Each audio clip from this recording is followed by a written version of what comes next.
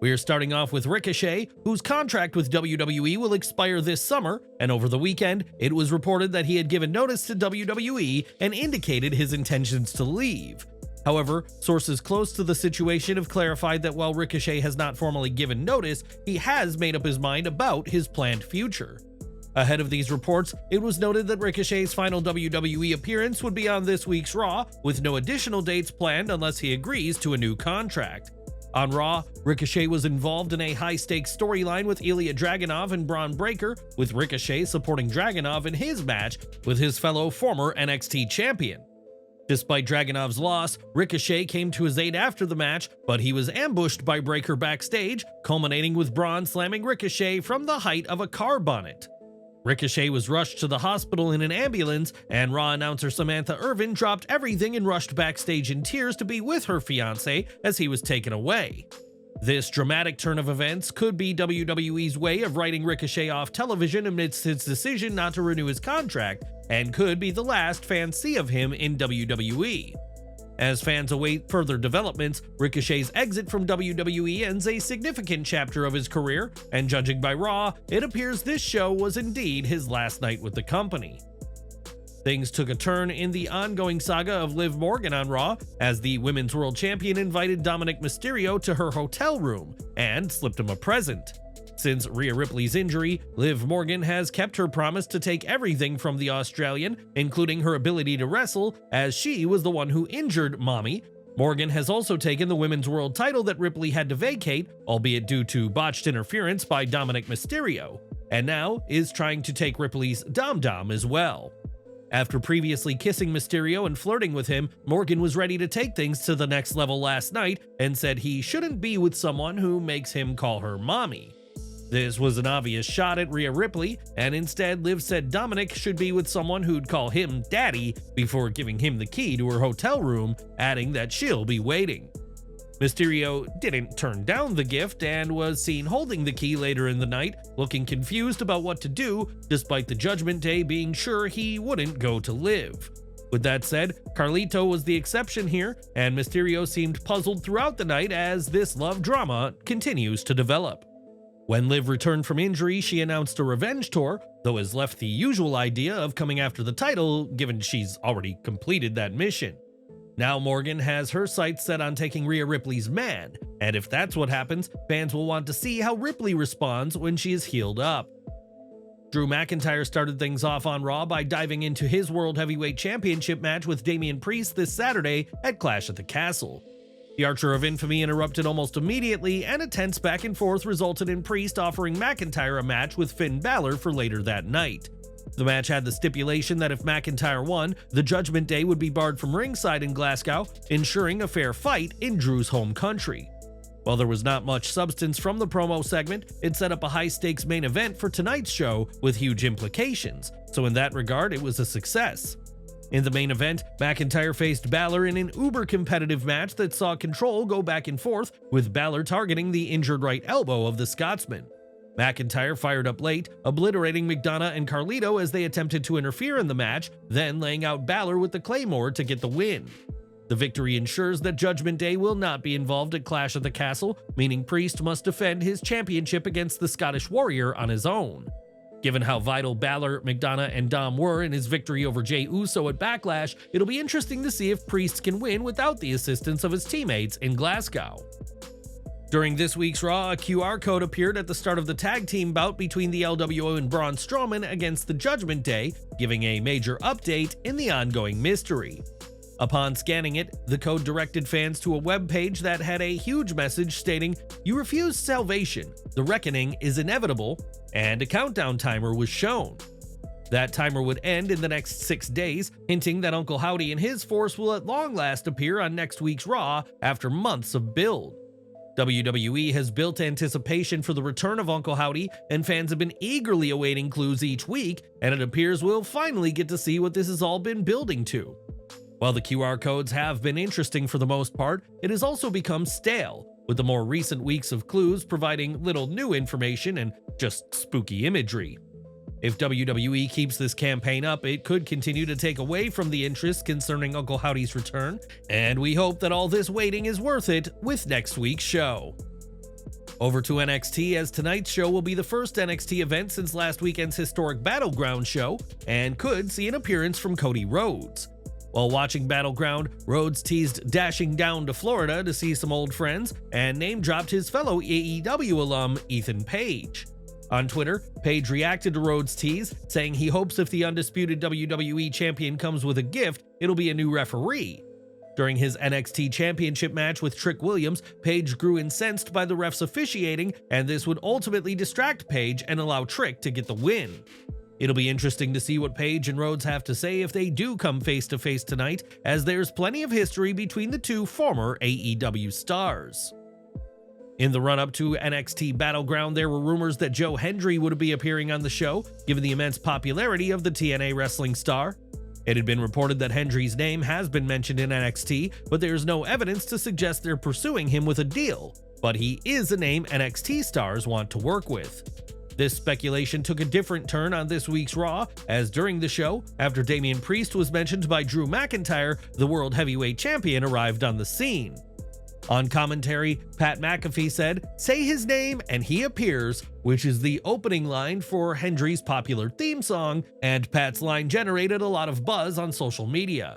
Fans and commenters quickly speculated about a potential appearance involving Hendry, and in a recent interview, McIntyre himself said he believes in his fellow Scottish wrestler. At NXT Battleground, there were Hendry chants, which drew the ire of current TNA digital media champion AJ Francis, a person Hendry has feuded with in the past. On Twitter, Francis, aka Top Dollar, said that these were stupid people for chanting for Hendry during the banger women's title match between Roxanne Perez and Jordynne Grace.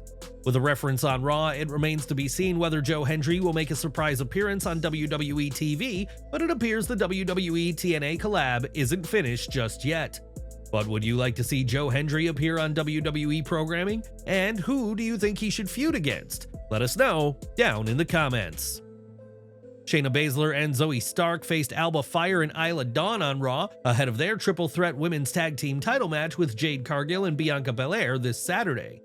Fyre and Dawn, aka the Unholy Union, cost Baszler and Stark in their title match last week, so it's hardly a surprise that the MMA fighters were in the mood for revenge.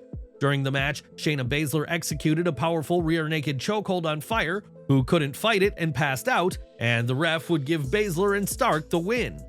The match took place with the WWE Women's Tag Team Champions at ringside, and it certainly was not the result the Unholy Union wanted ahead of their biggest main roster match.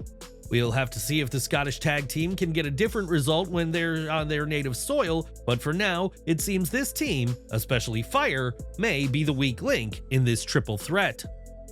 Scarlett manipulated R-Truth into giving the Authors of Pain a title match while she was doing his tarot card reading, and Karrion Kross declared that AOP would win the World Tag Team Gold. He then said that this would make Xavier Woods realize that he should join them, with Scarlett adding that they won't abandon him like Kofi Kingston did last week. The match was pretty even-paced when Scarlett distracted the referee, allowing Kross to trip Awesome Truth in the ring, but then the New Day arrived to attack Kross. R-Truth attacked Akam with one of the belts while the referee was distracted. The distraction allowed The Miz to roll him up for the win and retain the World Tag Team titles. It looks like Xavier Woods is still adamant about not joining the Final Testament despite Kross's multiple attempts to recruit him, and this is just the latest loss for the faction. There's a reason why the Final Testament has failed to connect with audiences in the way some in WWE had hoped, and it's partly due to this booking where they lose far more than they should. Case in point, this match, which in no way needed to be a championship encounter and realistically did not need to happen at all, as no one benefited in any measurable way. Sami Zayn and Chad Gable exchanged words for the final time ahead of Saturday's Intercontinental Championship match before Zayn battled Otis in one-on-one action. Otis dominated late into the match but couldn't put Zayn away, and on the apron, Gable berated his Alpha Academy protege, which allowed for a distraction that benefited the champ. A haluva kick was enough to seal the deal for Sami Zayn, and after the match, Gable slapped Otis twice, but the powerlifter unleashed his fury on Zayn, laying him out. When it looked like Otis was going to give Gable what he deserves though, he backed down, but there is going to come a moment when Otis finally does lay into his coach. That could perhaps be at WWE Clash at the Castle this weekend, and when that time comes, the crowd is going to erupt with one of the biggest pops in recent memory, and rightly earned. This has been great storytelling, with superb performances from all involved, with Zayn as the protagonist is great, and Gable is even better as the antagonist. The real star of the show, though, has been the power of Otis's ability to get fans to buy into and love him, which has been on full display, and this was great, even if it didn't hit the level of last week. In recent reports by Fightful Select, it was said that Chad Gable's WWE contract was initially slated to conclude on June 7th, but on the June 3rd Raw, he was booked for Clash at the Castle. While many have interpreted this as a sign of his re-signing with WWE, official confirmation is pending, as inquiries have been made to WWE directly. Unlike other performers whose contracts recently expired and who claim to operate on a per-appearance basis with other companies, there's no indication this is the case with Gable. Nonetheless, both WWE and AEW sources assume that he is either re-signed with WWE or is staying, and the result of this weekend's IC title match could paint a very clear picture. Since his release from WWE in September 2023, Matt Riddle has been appearing in various promotions, and at the River City Con, Riddle spoke about his journey since his release. Speaking with Jarrett, Riddle hinted at ongoing talks with TNA, but added that when it comes to a move to AEW or even a return to WWE, you never know.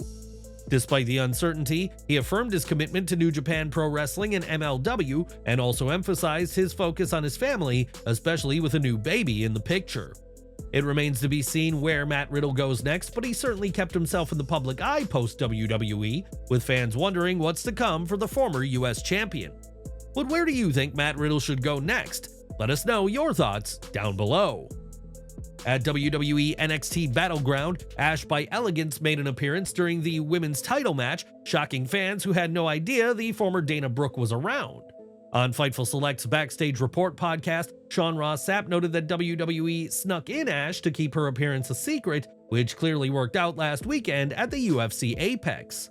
Were you surprised to see the elegant wrestler at Battleground, or can you think of a TNA knockout you'd rather have seen? Let us know down in the comments. We've got an update in the Janelle Grant lawsuit now, as John Laurinaitis, one of the three parties named in the document, has submitted a sworn statement. Laurinaitis has aligned with WWE and Vince McMahon to try and compel arbitration, and the former Raw GM filed his statement on June 8th. In the statement, Laurinaitis states that he was a full-time employee with WWE at the time of Grant's NDA with McMahon and believed himself to be a released party from legal actions. In layman's terms, Laurinaitis believed that since he was with WWE, then any legal issues involving him would actually be aimed at WWE itself rather than just one specific employee. Additionally, Laurinaitis points to the confidential settlement agreement, which stipulated that any disputes or issues arising from the agreement must be resolved through binding arbitration. That is mandated by the Federal Arbitration Act, and it's worth noting that Grant has consented to temporarily halt her lawsuit at the request of the Justice Department.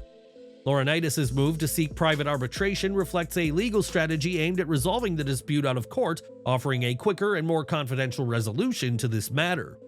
John Laurinaitis has likely held his last job in the wrestling business, but is now in another high-profile fight, and we'll continue to follow this case for further updates.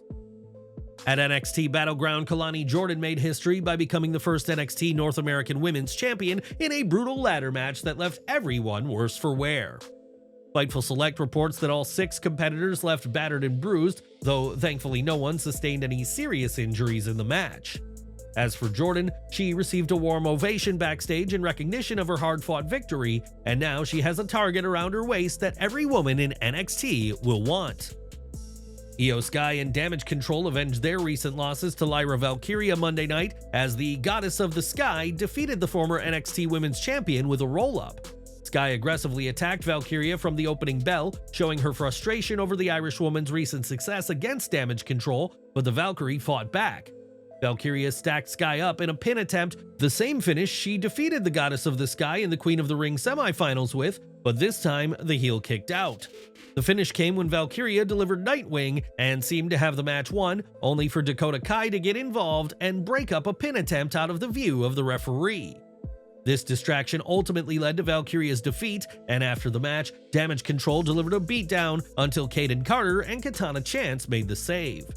This is setting up a trios feud in the coming weeks, though there is an argument that Valkyria didn't need another loss after her Queen of the Ring finals loss to Nia Jax. With that said, this loss heats up her feud with Damage Control and makes it less one-sided while introducing fresh faces, and the match and post-match angle made for a quality segment.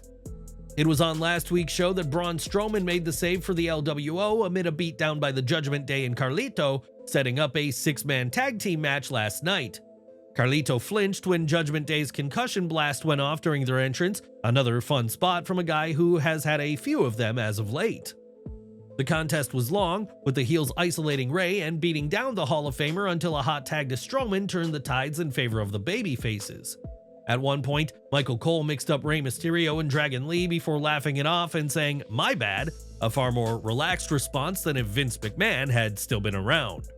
Without McMahon screaming in his ear, Cole and the rest of the commentators seem far more at ease with their jobs, which makes for a more fun experience for fans at home. Liv Morgan made her presence felt during the match, distracting Dominik until an attack by Zelina Vega on the Women's World Champion left her straddling Dirty Dom. This straddling got quite the reaction from fans, adding another intriguing layer to their pseudo-relationship, and the match saw Lee dive off Strowman onto Carlito to get the win. This match continued the LWO Judgment Day rivalry, gave a new layer to the Morgan Mysterio angle, and set up a potential new challenger for Liv Morgan in the form of Zelina Vega. Throw in some jokes by commentary at JD McDonough's Funko Pop-sized head, and this was another quality part of Raw. More from Clash at the Castle now, as the show itself won't be the only example of WWE taking over Glasgow in the coming days.